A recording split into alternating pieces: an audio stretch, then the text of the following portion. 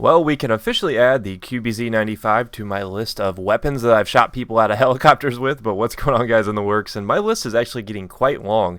I actually keep a folder on my desktop of clips of all the weapons in the game that I've shot people out of helicopters with. And I've done it with all the sniper rifles now. I've done it with a handful of pistols, the Raffica. I've done it with the Rex, the Magnum, most of the assault rifles, and now the QBZ-95. I've never gotten anybody with an LMG, though. You would think that would be a lot easier considering you could bipod down, but anyways, I'm sidetracking here. We're supposed to be talking about this little QBZ-95, and he got quite the buff in the last patch. He actually got a horizontal recoil reduction, and you're like, a recoil reduction? Didn't this thing already have little to no recoil? Well, yes, it did, and now it is even lower. It's a pretty attractive choice now. But a lot of you guys have been watching my live sessions over the past couple days, and you've been seeing me use the QBZ-95. And if you haven't seen those live sessions, I will link those at the end of the video if you want to catch up on those. But I've been using the QBZ-95, and you guys are kind of scratching your heads like, why are you using this all of a sudden? Well, I've always been a fan of this weapon. I've always liked the low recoil and the controllability of the weapon. But it's always, it loses a lot of close range engagements just because it does have such a slow rate of fire. But it's so easy to stay on target, and it's the only weapon that I know of that you can put a heavy barrel and a laser sight on. So that's kind of crazy. I mean, if you think about it, how many weapons in the game can do that combo? So not only can you get the increased hip fire bonus, you can get the increased aimed accuracy. So I've always found that to be kind of a weird combination, but a combination I really do enjoy.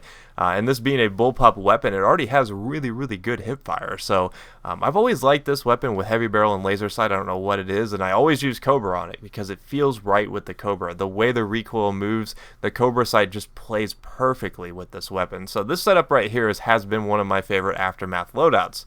And with the Aftermath patch, they actually reduced the horizontal recoil even more. So if you used the QBZ in the past and you liked it, if you found it to be controllable but you never really went back to it, try it now. Because if you thought it was a good weapon back then, you're going to think it's an absolute monster now. So I have enjoyed using the QBZ-95. It's a very unlikely hero. It's one of those weapons that I don't think a lot of people really appreciate its role in the game, because it's one of the few weapons, like I said, that it can have that laser sight and heavy barrel at the same time. So it's a rare combination of being able to go in and out of close quarters and long range. Even though it doesn't shoot the fastest, I find that to not really be that big of a disadvantage. I mean, if you're going up against like MTARs and M16s and F2000s at really extreme close range, a lot of times you'll lose the rate of fire battles. But just the fact that you can stay on target with this thing, that most of your bullets are going to be on target, hitting them, actually going into their skulls versus bouncing all around, going to their right and left and just suppressing them, you're actually going to drop people a lot quicker than you would expect, because 4 bullets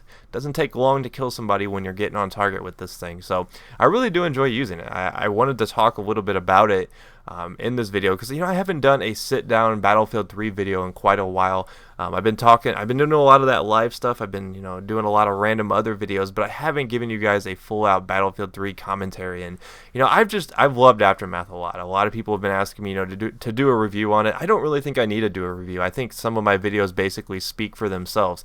I've really been enjoying the variety that I feel like I can play with on these maps, because QBZ-95 works in all these scenarios. It works inside the buildings, it works outside the buildings. You're not going to get outgunned at long range, because like I said, you're getting led on target with this thing. This thing is a laser beam. So I have been enjoying Aftermath. I think if I had to give it a review, I would give it an A for sure. I mean, it's kind of a bummer that we didn't get any weapons with it, but the maps themselves are absolutely gorgeous. I've really been enjoying them. Like I said, it plays towards my play style.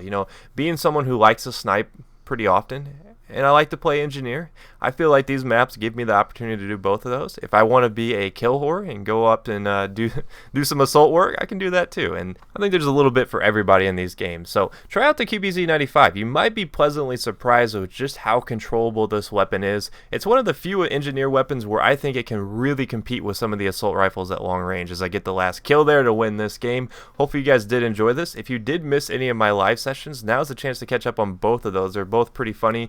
I've got one tank session where we try to take them inside and we get some funny moments in there. And before that, we did a session in the new modified civilian vehicle, which I dubbed the Ninja Turtle van. So check either of those out. I'll see you guys next time. Peace.